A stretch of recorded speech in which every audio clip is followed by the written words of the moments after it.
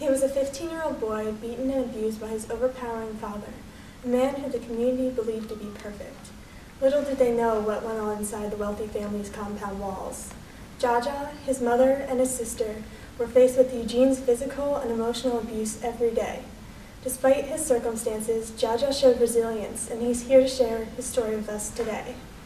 All the way from Enugu, Nigeria, Jaja Achiki. So how did your father influence you in your maturity? Well, the lack of a loving father figure in my house definitely made me grow up quicker than other kids. I had to grow up fast, and there was no one really to protect my mother and my sister. And how did that affect you? I think my short childhood affected me emotionally, but it made me a better person. I felt secluded from everybody else because my life mostly took place at school and in the walls of my compound. I think I matured more quickly because I saw the things my father would do to my family, and even from a young age, I knew it was wrong. And do you think your father loved you despite the things he did to you? Well, love is made out to be a complicated and complex thing to understand. I don't think that's what it is. I think if he truly loved me, then he wouldn't have abused me and my family. Sometimes Papa let me have a sip of his tea before he drank it. He called them love sips. They would burn his love onto my tongue. And how has religion played a role in your life? For most of my life, religion was everything. It played a very dominant role in my life due to my father. I wholeheartedly believed in the Lord, His doings, and His servants on earth. However, I only knew religion as a constraint only. If I did something wrong, God would be upset. If I sinned, I would go to hell. Things like that. Has that role changed as you matured? Well, when I met Father Amadi, he reshaped my views on God. He preached of God's unconditional love, which was promising since I had been forced to work for God's and my father's love in the past. The view of Christianity he taught me is what I follow today. Now, your father had these ridiculous expectations of perfection for both you and your little sister, and when you failed to meet them, he continuously abused you. Why didn't you tell anyone about your situation? Well, everyone thought of Eugene as the ideal man. The community loved him. He was famous in Enugu. He was a philanthropist, a generous man. He would give to the church and help fund the paper. He was thought of very highly. Society had this false perception of him based on the image that he made them believe. So in spite of the past, your sister still misses Eugene and wants to see him again. Do you share her feelings? No, I do not. I'd rather not talk about him. However, as I said earlier, he brutalized both me and my family. Kambili had this image of our father in her mind. She thought he was the greatest man. And how does this influence your relationship with her? Well, sometimes Kambili gets mad when I say I don't miss him. She thinks that he deserves to be mourned by the community because of his affluence and philanthropy. She also says that I should miss him simply because he supported us for so long and because he was my father. I disagree. And your mother? My mother, on the other hand, doesn't talk much at all. We have virtually no relationship. I thought that once I got out of jail, things would go back to normal, maybe even improve.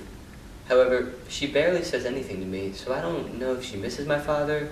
I wasn't even home to see if she mourned him. Now, you went to jail for a crime you supposedly didn't commit. Your mother even stepped up and confessed that she committed the crime. How do you reflect on this in jail? Inevitably, I did a lot of thinking in prison. I knew I hadn't really done anything wrong, but I came to terms with my situation. I regretted nothing because regret was useless at that point.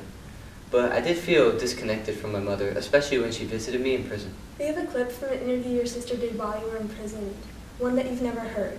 Can you please play the clip? His eyes are too full of guilt to really see me, to see his reflection in my eyes, the reflection of my hero, the brother who tried always to protect me the best he could. How do you feel about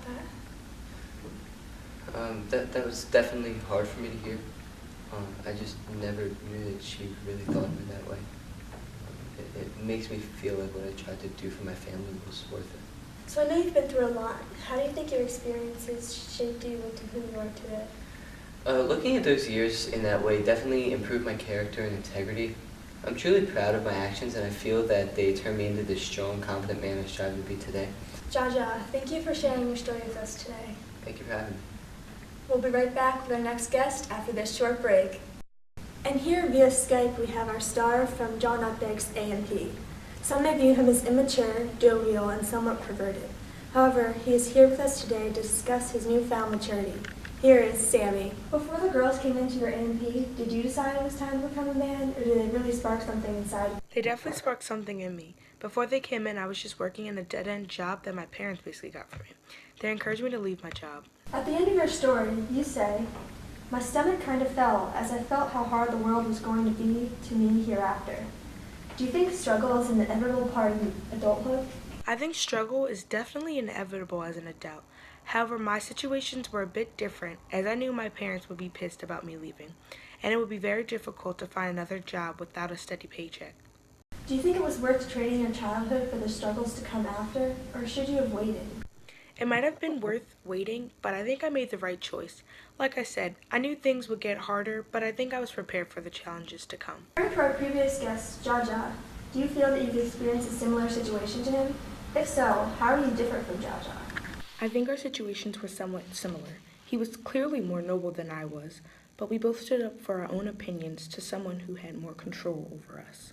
Although I'm sure it was more difficult for him since he had to stand up to his abusive father. What are some similarities between you and Jaja despite your different circumstances? I think his actions prepared him to become a more courageous stand-up guy, while mine just ended in a lost job, a somewhat proud teenager, and his somewhat displeased parents. As I said, his decisions were more honorable than mine, so he became the better man.